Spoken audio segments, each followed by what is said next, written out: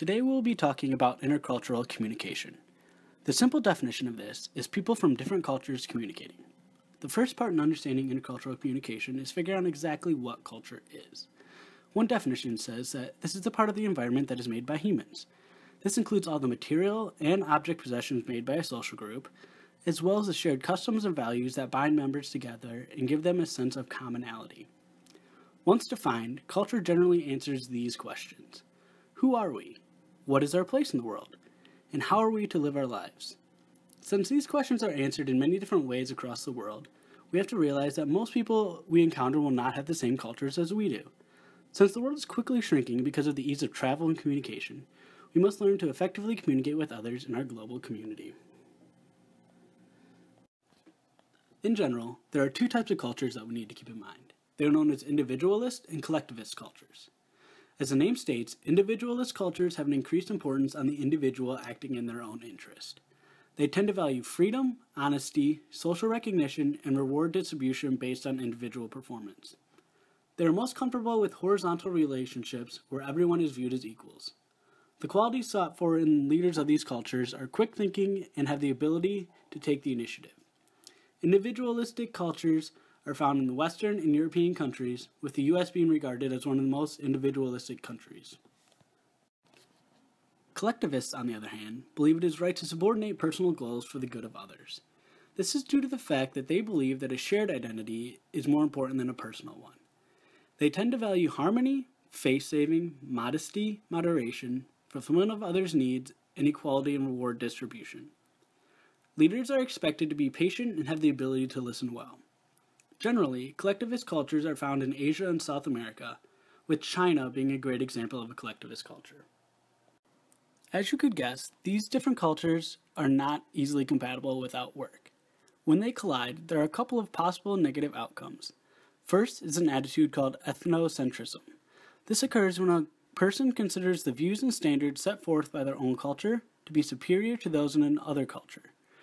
When this happens, we tend to define our culture as correct and natural, causing us to perceive our values, customs, and roles to be universally applicable. The next thing that can occur is called stereotyping, a term most people have heard of, but maybe not necessarily defined correctly. At the basic level, it is the positive or negative judgments made about individuals based on observable characteristics, in this case, race or cultural background. These judgments are too widely made. For example, if you look at any given group you're a member of, you'll see that each individual is unique. There's no way that you can place a characteristic on the whole group that will correctly define all of its members. Now, most people know that this is not true, but yet they're still prevalent. So, how are they created? Well, there are multiple reasons why, but we'll only address a few of them here. First is the assumption of similarity. This causes us to believe that one characteristic that may be true for a few people in a culture is applicable to the entire group. Next, the prejudices help to justify these stereotypes. This is a negative social attitude about a group that is held by another.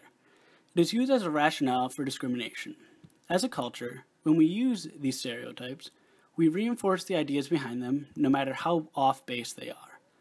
Often, this usage creates a self-fulfilling prophecy where the victims of the stereotype start to buy into it themselves and then act in the expected way. So in order to combat this, we could use generalizations to familiarize yourself with a new culture. They take into account the commonalities of a group without actually pinning specific characteristics on anyone. When these are in play, it makes it hard to adapt to new cultures. Often culture shock is the result of an introduction to a new culture. We lose our familiar signs and symbols of social interaction, while the host culture is vastly different than the stereotypes told us it would be. This is aggravated even more by the cultural distance, or the extent to which the two cultures differ. The greater the distance, the more severe the shock will be. So now we know that intercultural communication is people from different cultures communicating, and that is often a difficult process. But how do we get better at it? First and foremost, we need to be open to new cultures and learn about their history and personal experiences. If we do this, we'll be able to understand where they are coming from and how they live their lives.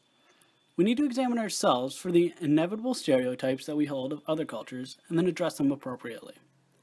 Lastly, we should try to be hospitable and understanding towards others that are entering our culture for the first time. In doing this, it will combat the stereotypes that have been created of our culture and help them to form their own opinion of our culture. When all this is done correctly, it will open doors to enable successful communication across different cultures, a prospect that is becoming more important every day in our shrinking world.